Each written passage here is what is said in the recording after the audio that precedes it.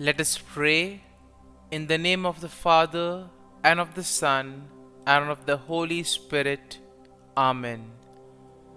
O Jesus, through the Immaculate Heart of Mary, I offer you my prayers, works, joys, and sufferings on this day for all the intentions of your Sacred Heart, in union with the holy sacrifice of the Mass throughout the world, in reparation for my sins, for the intentions of all my relatives and friends, and in particular for the intentions of the Holy Father. Amen. Let us pray for the intentions of the Holy Father for the month of October. For a shared mission, we pray that the Church continue to sustain in all ways a synodal lifestyle as a sign of co-responsibility, prompting the participation, the communion, and the mission shared among priests, religious, and lay people.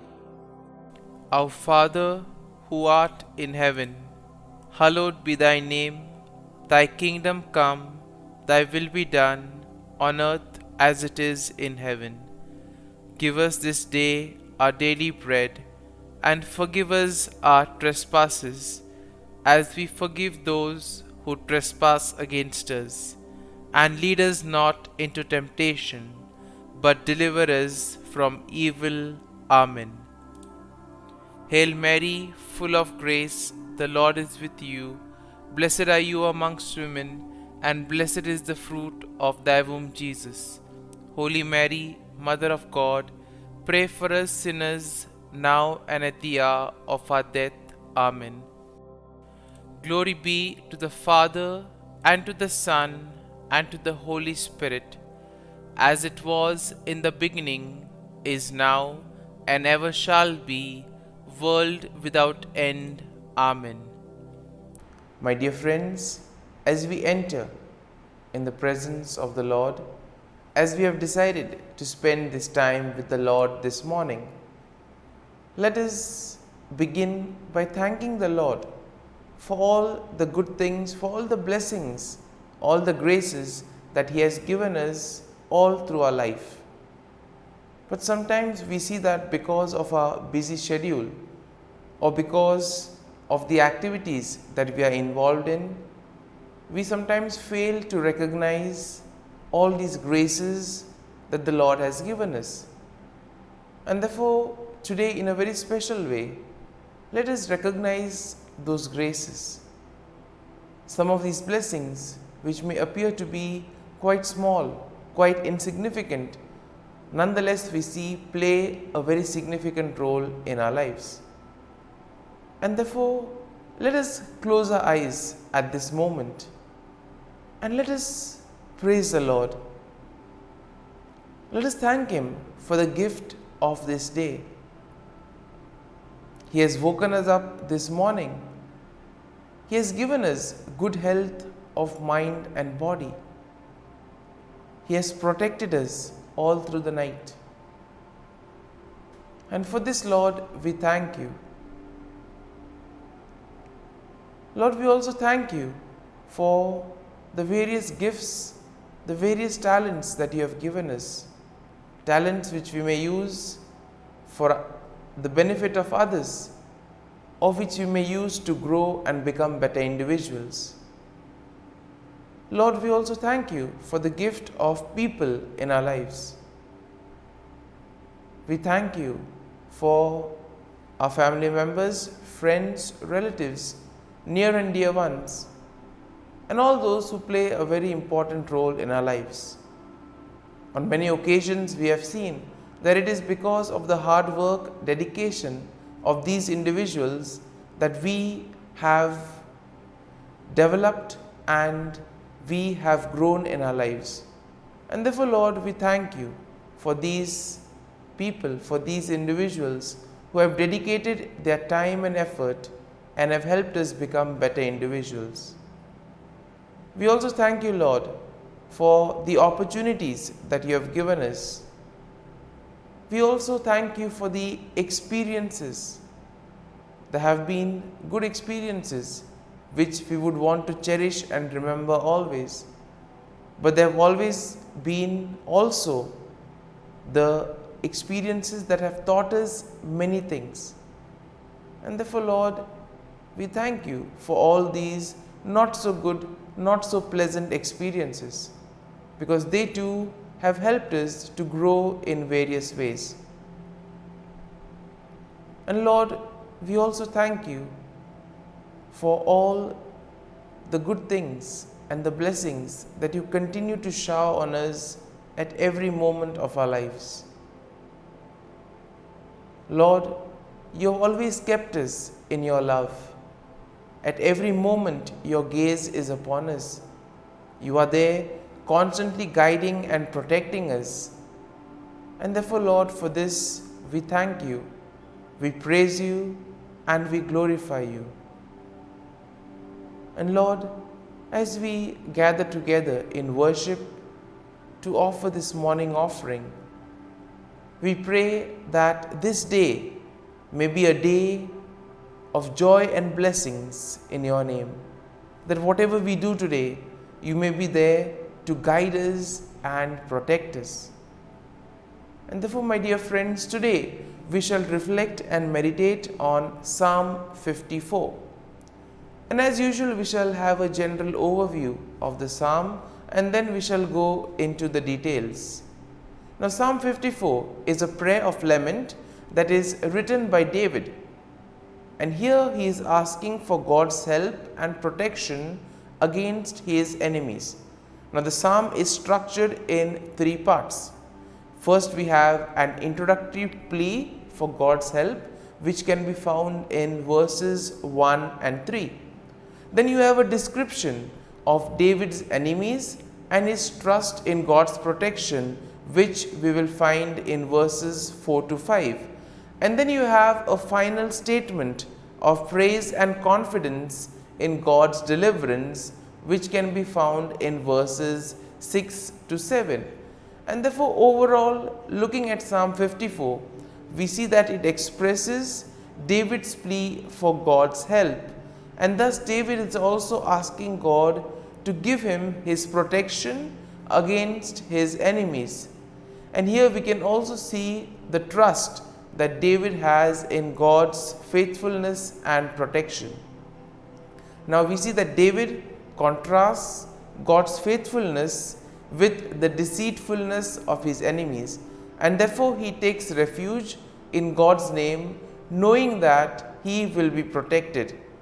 And here we see that the psalm emphasizes the importance of turning to God in times of trouble, of having faith and trust in the Lord, and at the same time the hope and confidence that comes in trusting in God's deliverance. And therefore, verse 1 of the psalm begins with David's plea for God's help, asking God to save him by his name and vindicate him by his might. And here we see that David is in distress and he feels helpless against his enemies. And then we see that he turns to God for help. Now, verse 2 describes David's enemies. And how are they described? They are described as strangers and violent men who seek his life. Now, these enemies of David are not named, but they are likely to be associated with the time when David was fleeing from King Saul. And therefore, David notes that these enemies do not set God before them, meaning that they do not fear God or acknowledge his sovereignty. And therefore, this is a good message for us also when we are faced with difficulties, when we have difficult moments in our lives. We can always turn to God, who is ever willing to protect us. Now, verse 3 continues with David's plea for God's help. And here we see that David is asking God to hear his prayer and give ear to his word. David trusts in God's faithfulness and in his ability to answer prayers. And here we also see that David asked for God's mercy and grace in time of need.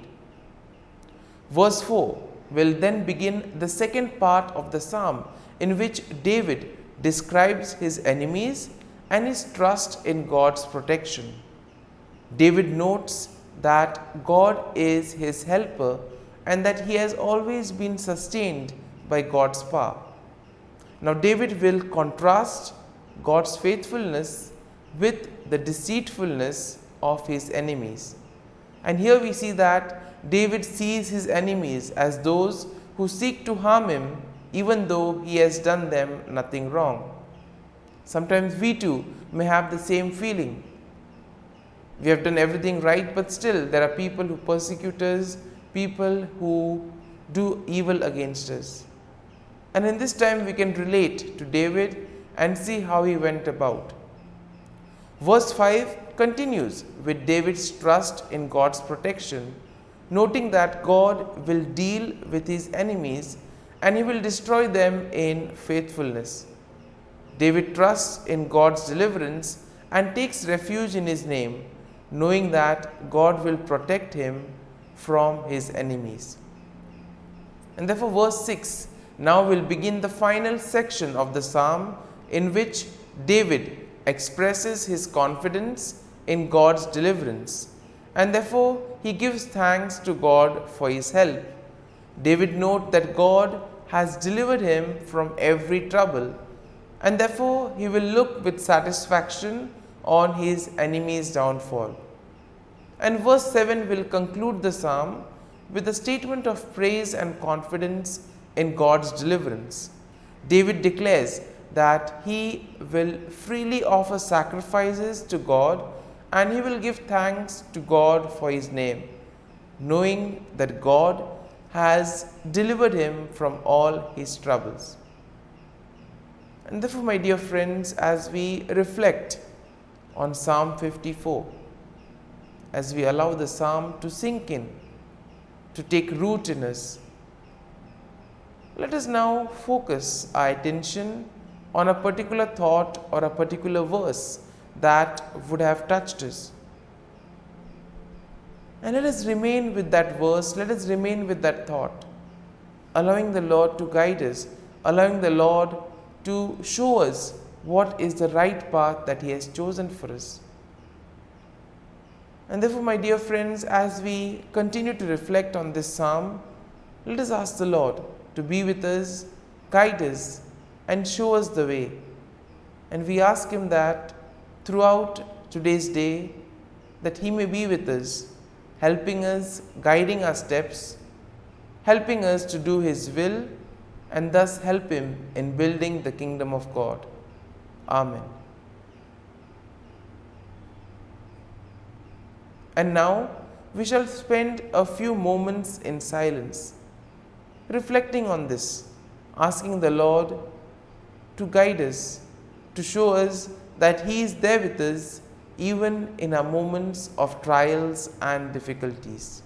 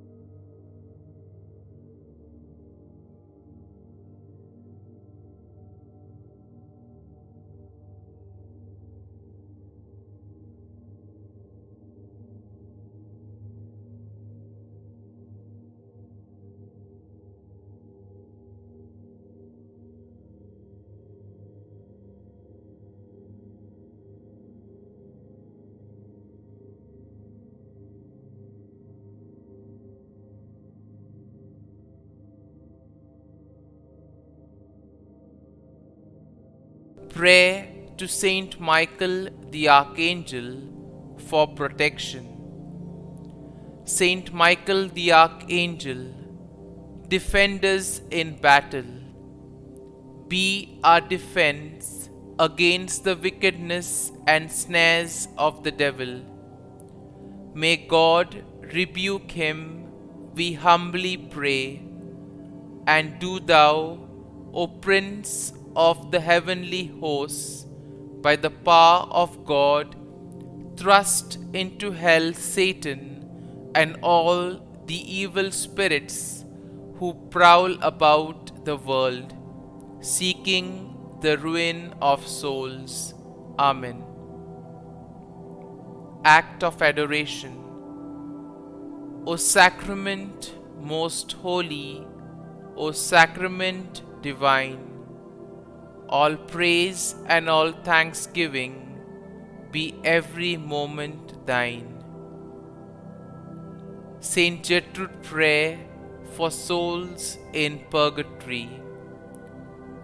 Eternal Father, I offer Thee the most precious blood of Thy divine Son, Jesus, in union with the masses said throughout the world today, for all the holy souls in purgatory, for sinners everywhere, for sinners in the universal church, those in my own home and within my family. Amen. May the divine assistance remain always with us, and may the souls of the faithful departed through the mercy of God rest in peace. Amen. Glory be to the Father, and to the Son, and to the Holy Spirit, as it was in the beginning, is now, and ever shall be, world without end. Amen.